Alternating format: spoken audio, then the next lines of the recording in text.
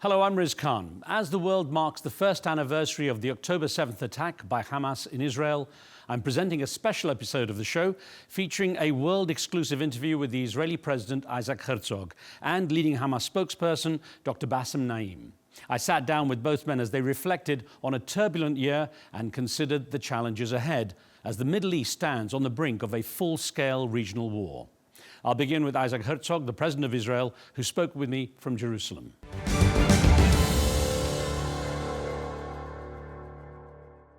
President Herzog, thank you very much, sir, for making the time for this interview. Now, the latest chapter of violence in the Middle East began with the Hamas attack on Israel 1 year ago. How do you expect it to end across the region? I think we should find a way, following the terrible year that we've all gone through, as we mark the 7th of October of last year, which was a day of tragedy and pain of unequivocal magnitude for us and for the region.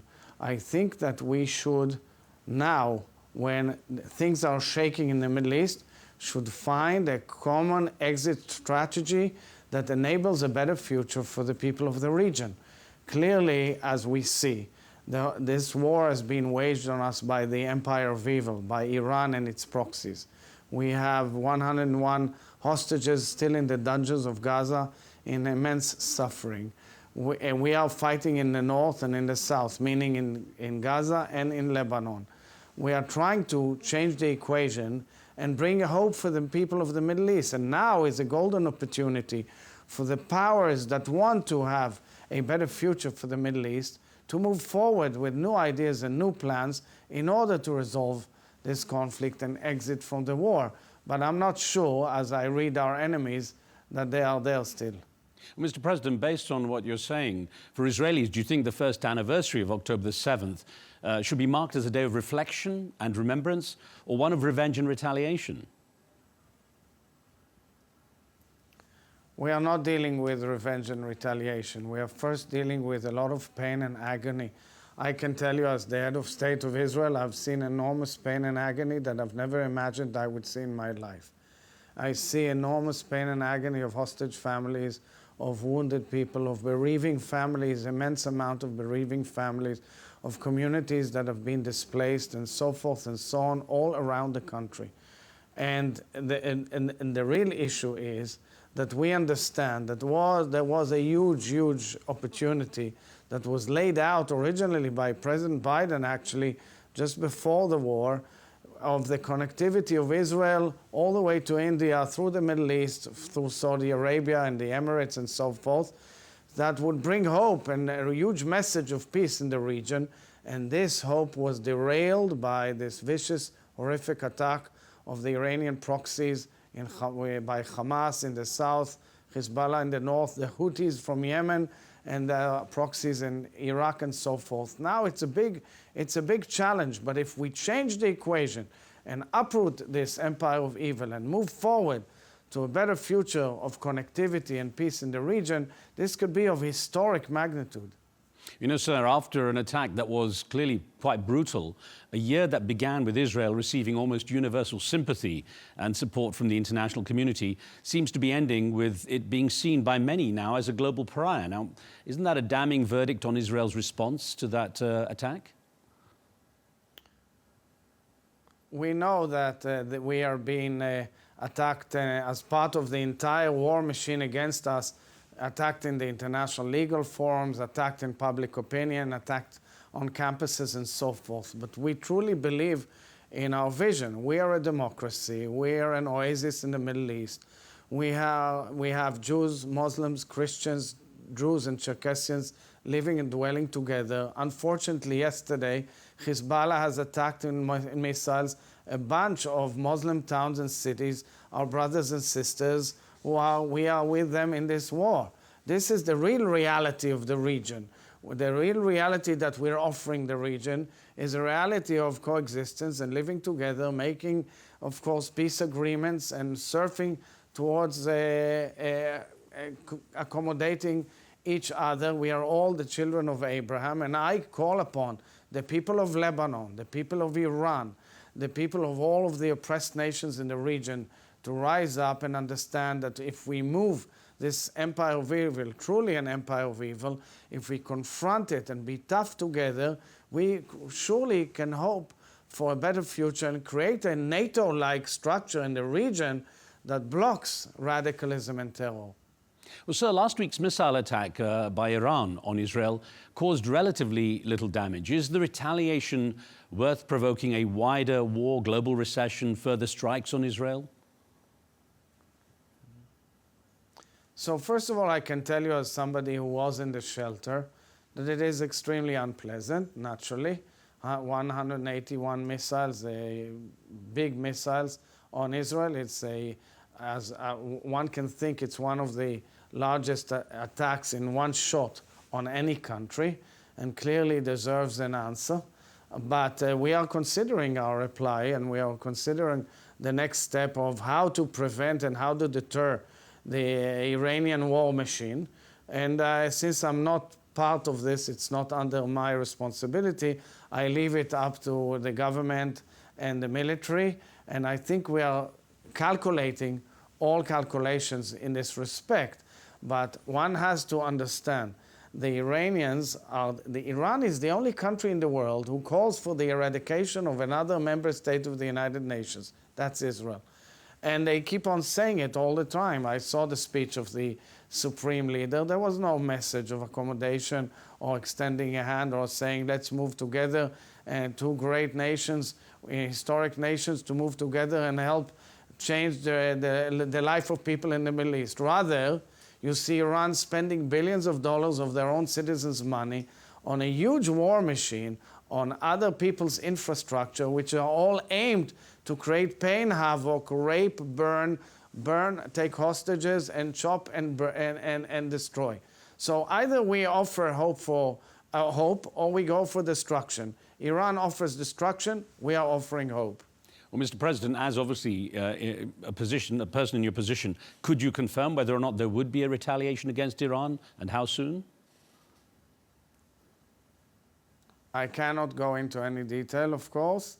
I think the words of Prime Minister Netanyahu were pretty clear.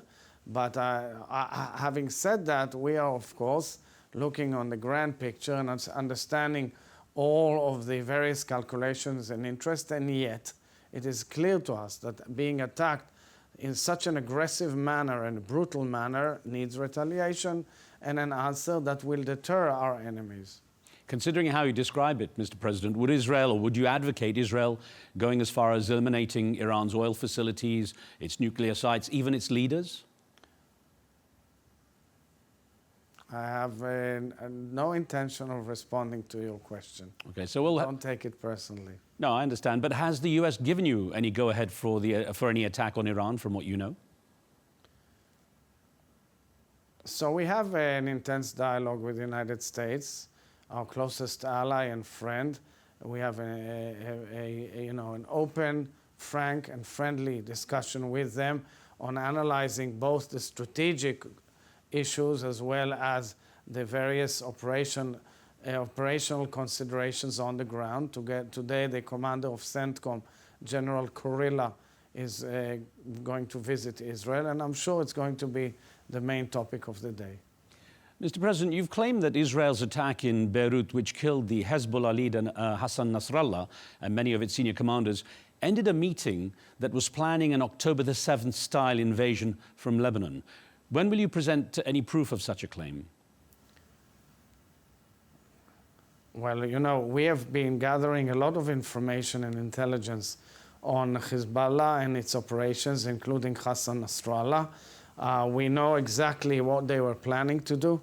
And I must say that, we don't expose our sources, but nobody can deny that, because they've had the Radwan forces on our border, and they've launched endless attacks on Israel cross borders since October 8th with no real reason. They violated the international border. They violated Security Council resolutions and numerous UN resolutions.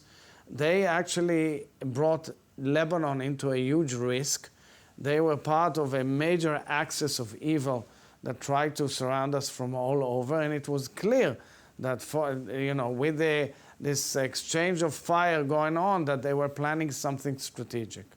Although the Lebanese Foreign Minister Abdullah Abu Habib claimed that the former Hezbollah Secretary General had agreed to a temporary 21-day ceasefire before he was eliminated. From what you know, is that true? I have no idea of that information, and we don't have any proof to that effect. To the contrary, as far as we know, there was no willingness on their part, just like there's no willingness on the part of Sinwar in Gaza to move on a hostage deal. There's a lot of fake news going on in the region and the world, and let's put the record straight. On October 7th, a terror attack was launched from Gaza. Thousands of terrorists broke into Israel, burning, chopping, raping, kidnapping innocent civilians. By the way, many of them the biggest supporters of peace in the region. And thereafter, an enormous onslaught from all over, including from Yemen, by the way, which is another example of what a proxy is all about. It's a small tribe armed up to its neck by Iranian money and Iranian resources, and then threatening the entire high seas transportation in the world, raising the cost of living of every person around the globe. So if you look at it objectively, what Iran is doing is not only radicalizing the entire region, it's threatening the entire world, and it's trying to undermine the sovereignty of many nations in the region as well and in the world. Now, like terror and other proxies. Now, President Herzog, of course, what Hamas and its allies did on October the 7th have been described as war crimes. Can you rule out that any war crimes have been committed by Israel since October the 7th? Can you definitively rule that out? Yes, I definitely rule that out. I know and exactly how we operate. We have legal counsel to every unit, even small units. We follow the exact rules of international humanitarian law. And I want to say something. I care for our neighbors. I care. I deeply care. We care. We care for the pain of our neighbors, but we have the right to defend ourselves. And when we are defending ourselves, we are defending ourselves from missiles in people's homes, in people's shops, in people's mosques, in people's playgrounds or schools. It's unbelievably annoying when you see this in Gaza or in southern Lebanon or throughout Lebanon. It's unacceptable. This is what the world needs to do. People who believe in peace and freedom in the region and the world needs to stand up and say, this is unacceptable. Don't put any missile in your living room or in your sleeping room or anywhere else. Just get it out of there. And if you and put sovereignty of nations like the government of Lebanon to run the border with Israel and not through Hezbollah. I would ask you, President Herzog, how you would account for the way Israeli soldiers have behaved with their posting of all the things they've been doing, because that doesn't show much caring. So I will say, look, we mobilized about 500,000 people. People left their jobs and schools and any other things, universities, put on uniform and went to fight. They are human beings, they have families. Sometimes they can say something which is unacceptable or painful. We are a democracy, so people feel free to say something. This does not in any way reflect the code of conduct of our military and our security operations, or the instructions of our commanders, or the rule of law that is the basis for the operation of every soldier in our military. If they have breached international laws... By the way, people were investigated. People were investigated and are adjudicated and were arrested. And that can, unfortunately, things can happen. But this is not in any way reflective of what the Israeli Defense Forces are. You answered my question there. So now, after 12 months of fighting, are Israeli citizens safer now than a year ago? Or has Israel essentially just created a new generation of enemies? I wish that this new generation will see a better future. Now we have to focus on the day after. The real effort has to be on the day after. How do we change the fate and future of Gaza? The Gazan people, the people in Gaza Strip, deserve a better future as neighbors of ours, and we deserve a better future as their neighbors. It's possible, it's feasible, it requires leadership, and bold steps forward. I trust, of course, that leaders in the region who've expressed their interest to be involved in the day after will be part of a major change, historical change, that will enable a real future of peace between us and our Palestinian neighbors. Well, Mr. President, one thing that is marking this anniversary is what seems to be cracks in the alliance that Israel has in the West. And I wonder what you make of President Emmanuel Macron in France calling for an arms embargo against your country. So I was disappointed by this comment by President Macron, who I have long-standing good relations with. I would expect leaders of the free world to understand that in many ways, we are fighting for the future of the free world. We are fighting against extreme forces that really, in my mind, do not represent what the real values of Islam are. We are fighting against an enemy that wants to reign over all the Middle East and move forward, and has aspirations, historical aspirations, also towards Europe and the United States. And we are here to block that, together with allies who understand that the future of the region is peace, coexistence, using the enormous resources of this region for the better of the world and doing good. It's feasible. Let me tell you something. I was a minister in the cabinet of Ariel Sharon in 2005, where we were, he came forward with the whole idea of getting out, that Israel will move out of the Gaza Strip. It was a very bold step. We uprooted settlements and settlers who were there 3 generations. We went to them and we told them we will rebuild a Hong Kong of the Middle East. That was the name of the whole idea, a Hong Kong of the Middle East. But unfortunately, as we moved out, Hamas came in with Iranian support, killed their cousins, brothers, and family members from Fatah, took over Gaza and turned it into an army base and a launching pad for terror against Israel and the region. This is the whole reality of the Middle East, meaning we have to be strong and tough together against this enemy and change the equation and direction of this region into a hopeful region. Well, President Herzog, always so many questions, never enough time. I thank you so much for making the time for this interview. Thank you, sir.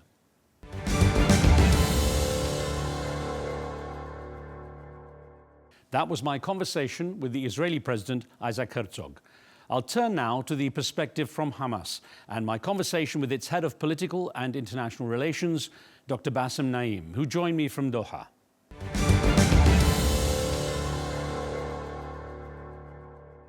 Dr. Basem, thank you very much for joining our show. Now, 1 year after the so-called Al-Aqsa flood operation on October the 7th, what did you set out to achieve, and how far have those actual objectives been realized? Thank you very much for inviting me to talk to you and to your audience. I think Palestinians were suffering of a racist colonial occupation for 75 years, and Gazans in particular, added to this occupation, they were suffering of a 17 years suffocating siege. At the same time, for the last 2-3 years, there were declared plans from the Israeli government adopted, and finances and budgets were allocated to implement these plans, including the total control of Al-Aqsa Mosque, the Judaization of Jerusalem, the annexation of the West Bank, and keeping Gaza separated. And then the final plan is to integrate Israel in the region without solving the Palestinian question. All these motivations were behind the step which we consider as an act of defense. Therefore, taking in consideration all these motivations, we think that we believe that we were able, if not to stop all these deteriorations in the Palestinian question, but at least to make it difficult, or to prevent it to be implemented as the Israelis see. Okay. Here I have to say that we are aware that it is not an easy task, and the prices could be very high. but we have no choice other than to stand up, to defend our cause, to defend our people, to defend our holy places. Otherwise, the plan was to wipe out totally the Palestinian question from the regional table and from the international arena. Okay, so let me then ask you, what did you expect would be the reaction of the world to what was a very brutal attack on October the 7th? Unfortunately, we are really disappointed from the response of the international community, especially the Western powers, to observe a daily genocide committed live on air with clear declaration from the Israeli side and clear intentions to commit a genocide and to keep silent and to allow the Israelis to blatantly violate the international law. I think this was disappointing. We were expecting that the international community will move to stop this genocide, to stop this aggression, and to move towards implementation of all international resolutions regarding the Palestinian question and giving the Palestinians their genuine rights of an independent state, an independent self-sovereign state, the right of return, and self-sovereignty. Dr. Naim, according to reports, Hamas trained extensively for quite a while before the actual attack was launched, even a couple of years, with a number of other Palestinian armed factions. And I think 5 groups joined Hamas on October the 7th to launch the attack into Israel. How much influence did Hamas have on those other groups once that attack was launched? How much could they, control the behavior of the other groups?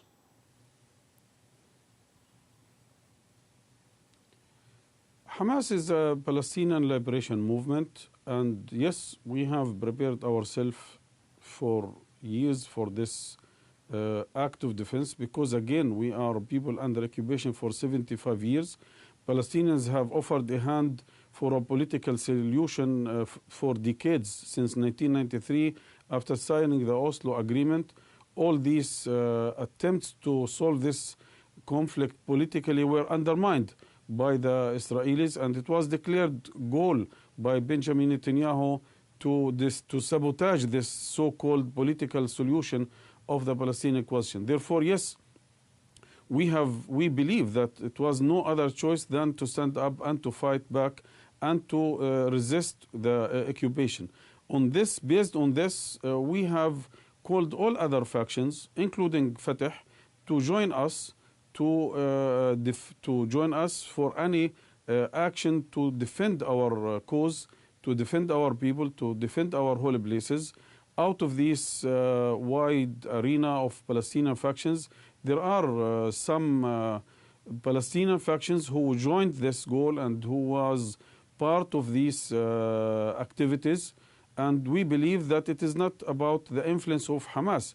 It is more about that these factions strongly believe that this is the only way to bring the Palestinian cause back on the table, to knock the doors of this biggest open-air prison, especially in Gaza, and to get the attention or to draw the attention of the international community towards our just cause.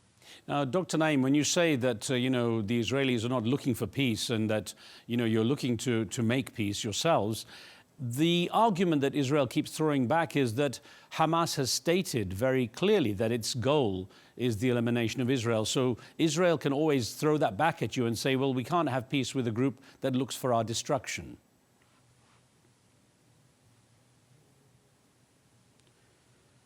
First of all, Hamas has in 2017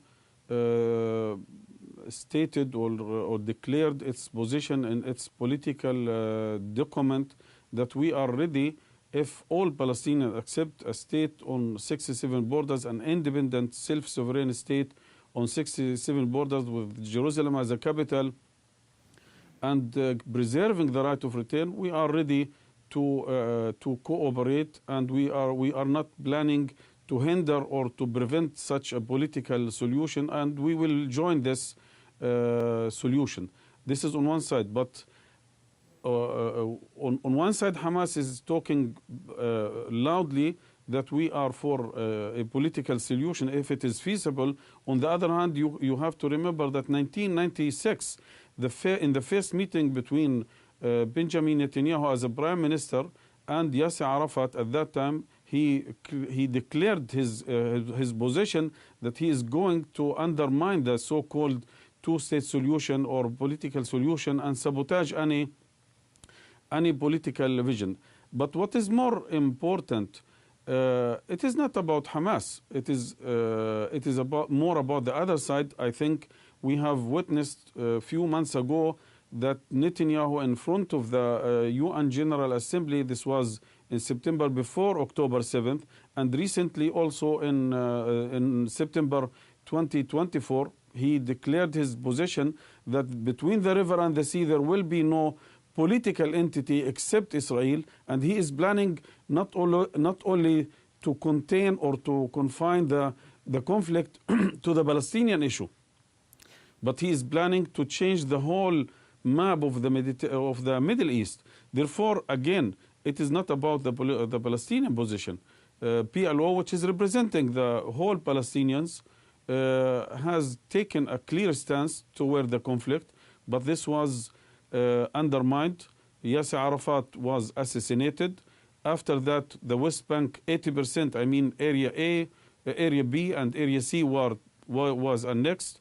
Palestinians in East Jerusalem are expelled forcefully, as we witness every day. The holy places, I mean Al-Aqsa Mosque in particular, they are planning and they are declaring these goals. They are planning to control the mosque, to take it over, to destroy it. I can give you only one number, that between in 2023, 55,000 extremist Jews stormed the mosque, performed all prayers, and planned to enter the mosque and to change the status quo against international law and against the treaties between Israel and Jordan. Therefore, again, it is not about a political party on the Palestinian side. It is about the position of the other side, which is clear. Understood. But Dr. Naim, what I'm saying is that if the argument that Israel always throws out is that Hamas cannot be a partner in peace because it's got a stated goal of destroying Israel, surely if Hamas officially says we do not have that goal of the elimination of Israel, that would change the dynamic and the relationship in terms of trying to achieve a peace. Again, what should Hamas do more than to declare its official goal in its political document 2017 by talking about the acceptance of Hamas of a common ground between all Palestinians, which means if we have the chance to have a Palestinian state, an independent, self-sovereign state on a 67 border with Jerusalem as a capital, preserving the right of return, that we will cooperate in this, we will be part of this. But again, on Gaza, you have Hamas, you have October 7th, you have the resistance. In the West Bank, you have the PLO leadership, you have the PA, the Palestinian National Authority. What is the situation on the other side? Annexation of the West Bank, Judaization of Jerusalem, more than 20,000 Palestinians killed between 2000 and 2023 on checkpoints in their own land, in their houses, burned by extremists. What is, again, on the other side, we have a Palestinian partner who is ready to go ahead for this solution. But what is the response from the Israeli side? Declaring... sorry, Dr. Naim. I realize. 2017 or 18, he has declared... Yes. No, sir, I know you've gone over those issues. I was really just looking to see if Hamas would officially make its position one which says we no longer look for the destruction of Israel, and then perhaps Israel has less of an argument against it. But let me ask you this. Did you believe that taking hostages would at least provide you more protection or preserve the protection of the fighters against Israel's response? And perhaps that hasn't happened. The other thing is, obviously, there are families now arguing with the Israeli government for the return of their hostages. I spoke to one of them. They're desperate for news about the hostages. What information can you tell me about the condition of the remaining hostages after 1 year in captivity?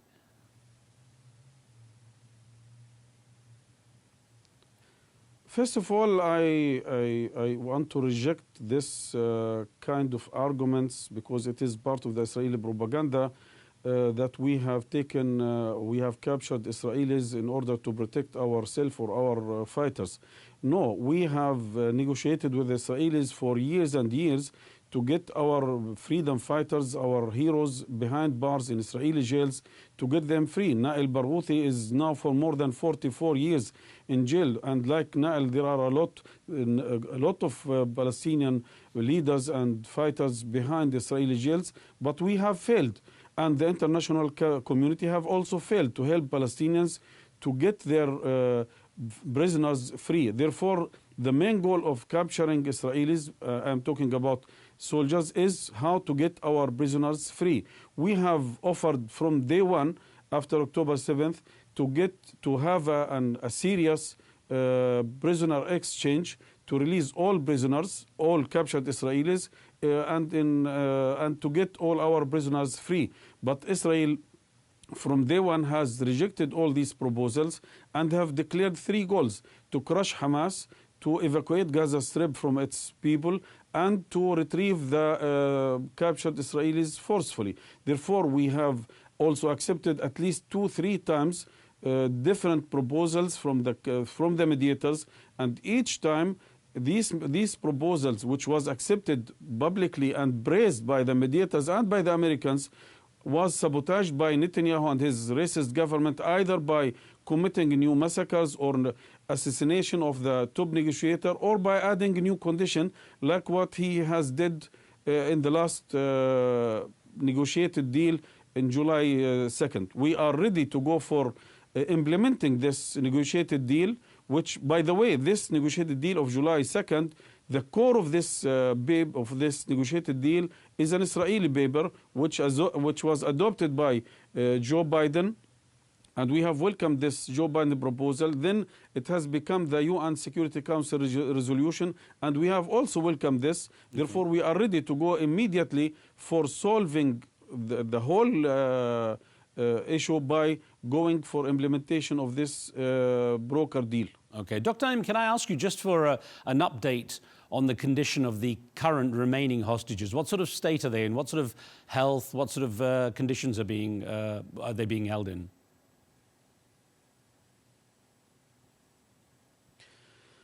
I have no details, but what I am sure of, that these captured Israelis are suffering like our people from the continuous Israeli bombardment.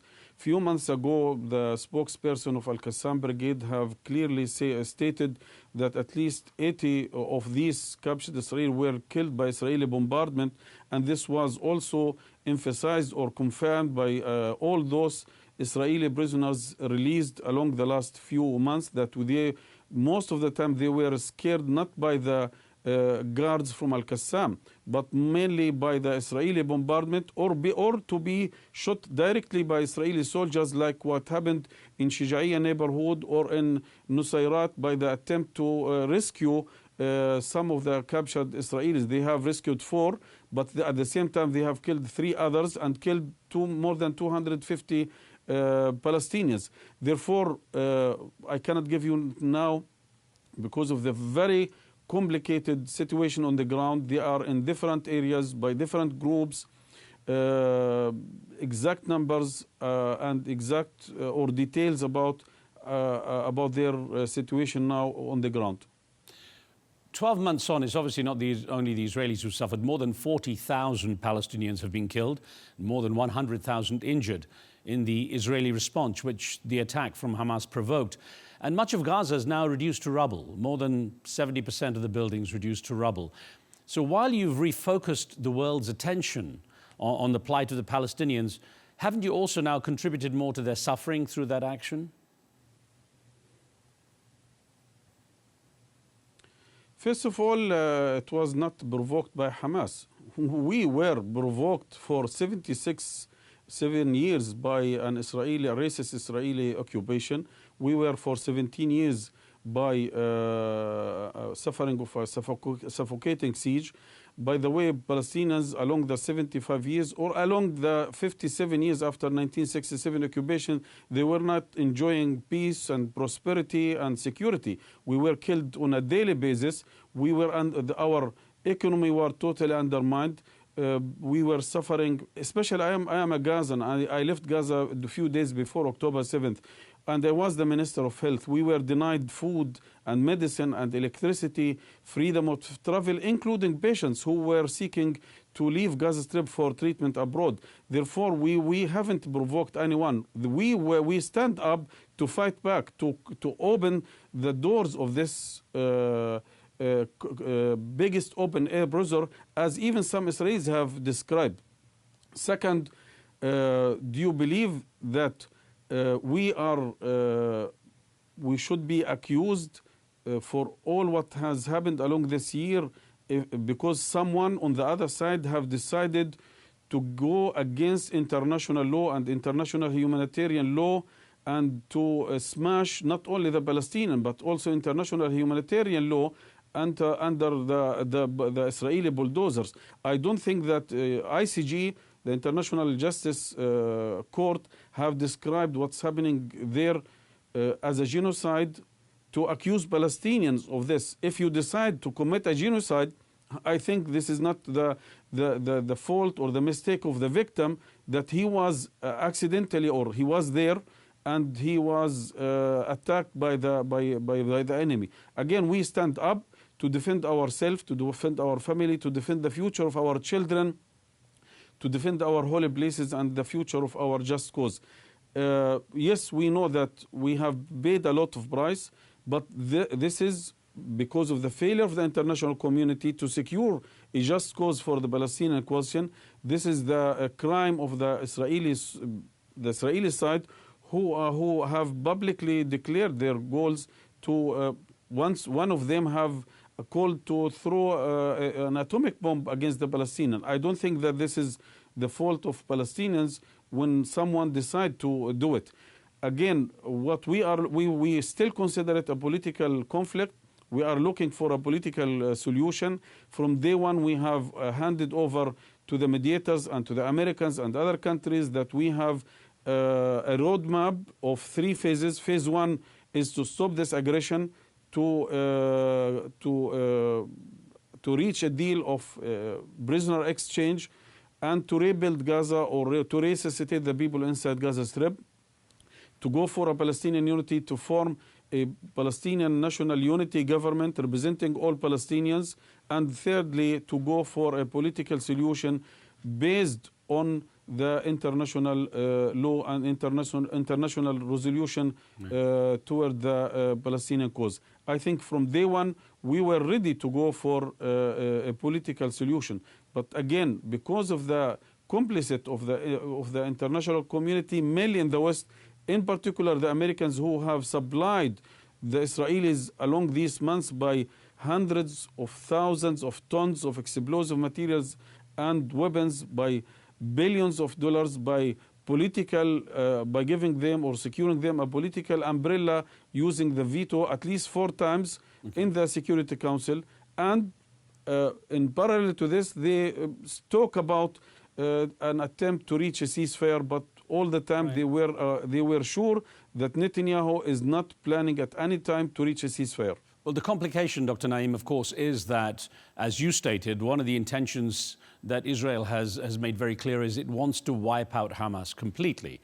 How close are they, having taken key people out, people like Ismail Haniyeh, who's moderating for peace, how close is Hamas to being totally wiped out as a fighting force? First of all, today, unfortunately, the international media, mainly mainstream media, they portray this conflict as if it is between Hamas and Israel. It is not between Hamas and Israel. It is between Palestinians who are fighting now for more than 100 years for their dignity and freedom, and the colonial occupation. Now they have the problem with Hamas. 20 years ago it was with Fatah. 40, 50 years ago it was with the PFLP. Therefore, it is not about Hamas. They can crush Hamas. They can smash Hamas if they are able to do it. But again, they will face the same problem in 10, 15 years because they will create a new generation of Palestinians who are more committed to fight and to struggle for their freedom and dignity and to secure a better future for our children. How much they are near to reach this goal, I think he has used all what he can, especially at the beginning, to crush Hamas and to crush the resistance and to kick out Palestinians from the Gaza Strip. After 1 year, we can see that Hamas is still fighting. Hamas is still in control and command.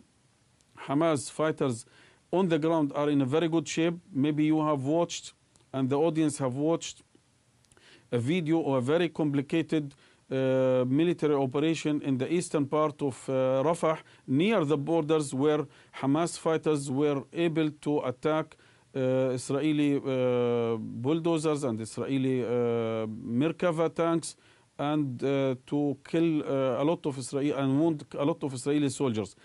I am talking about an area which is totally controlled on the ground, from the sea and from the air, by the Israelis now for at least 4 or 5 months. Again, Hamas is still in a very good shape, and all other factions who are participating in this resistance are in a very good shape. They are still in control and command, and I'm sure after 1 year, Israel has failed to achieve any of its 3 declared goals. If Hamas's total elimination is part of the mission of Israel, how much in danger are you? You're a member of Hamas. Is your life threatened?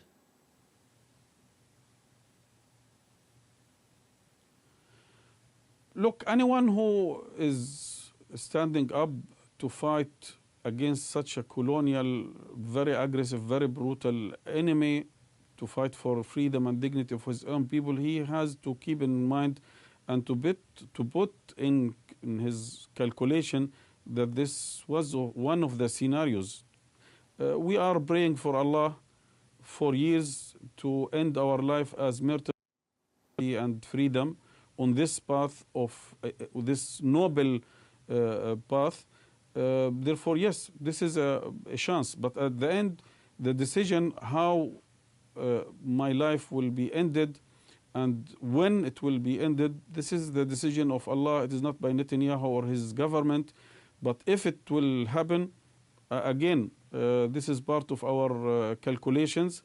And I have to tell you and the audience that if you study all the assassinations along the 40 years of Hamas life, each time Hamas, after the assassination of some of its leaders, starting by Sheikh Yassin and Dr. Rantisi, each time Hamas become more and more stronger. Hamas in 1987 started by throwing stones. Today Hamas is able to knock down Merkava 4 and to sniper Israeli, very, very sophisticated Israeli soldiers. Therefore, Hamas always become more stronger after assassinating its leaders. Dr. Naim, how encouraged are you by what seems to be cracks in the relationship between the Western allies of Israel and Israel's leadership? It seems, for example, President Macron of France calling for embargo of weapons, and other countries also expressing concern that there may be something of a gap now between the Israelis and their allies. How does that encourage you, or how do you regard that?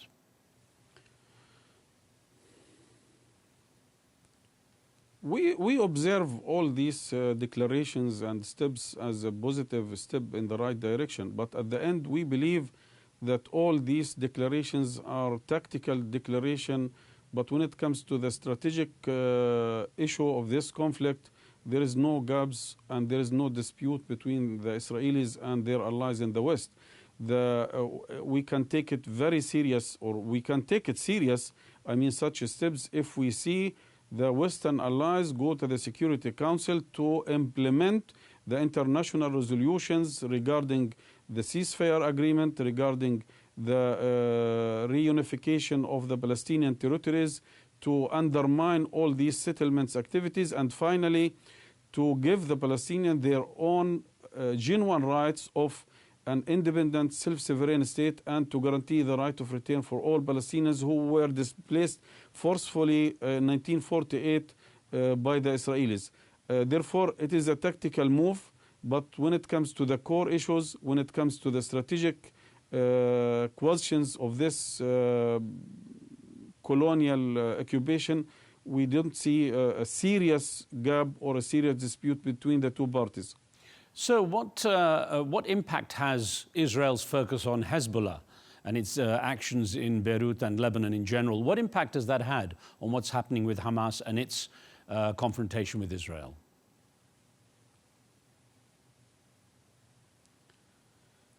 I think this has impact on two levels. One, they have attacked Hamas now for the last few months. They have attacked Hezbollah for the last few months in order to disengage Hezbollah from supporting Hamas or the resistance in the Gaza Strip, to make it easier for them to isolate the resistance in Gaza and to isolate the Gaza Strip and to give them more chance to crush Hamas or the resistance to reach their declared goals. But they have failed up to the last moment before assassinating Sayyid Hassan Nasrallah, when he said clearly in his last speech that we are going to continue our unwavering support for the resistance in Gaza, and a ceasefire agreement has to start first in Gaza Strip. Okay. On the other level, I have to say that these are plans hidden now, or declared, not hidden, for years by the Israelis, that they are planning to attack Hezbollah. They are calling Hezbollah to move northern of Litani River and to disarm the Hezbollah inside Lebanon. I think this is Netanyahu, as I said earlier, he declared these goals in front of the UN General Assembly. He is going to change the maps of the Mediterranean, of the Middle East. It is not only about Lebanon. In maybe in few days or weeks, we might see the same thing in Yemen, in Iraq, in Syria, in Iran. Yeah. Dr. Naim, as we're almost out of time, I do want to just touch as a final thought on what you believe. You've talked about the right of return and the 67 borders and so on, but what are the red lines for Hamas on any post-war settlement with the Israelis? What are the absolute no-nos that you won't allow? You are talking about the current conflict, or generally about the conflict right now? What's going on right now? If this conflict was to end, what are the red lines that you are setting to say we will not negotiate unless these particular issues are met for this current conflict? We are committed to the UN Security Council resolutions, which is clearly talking about permanent ceasefire, total withdrawal of the Israeli forces from the Gaza Strip, no geographical or demographic changes inside the Gaza Strip, and lifting the siege and rebuilding of the Gaza Strip. These main elements are not negotiable. All right, Dr. Basem Naim, thank you very much for your time, sir.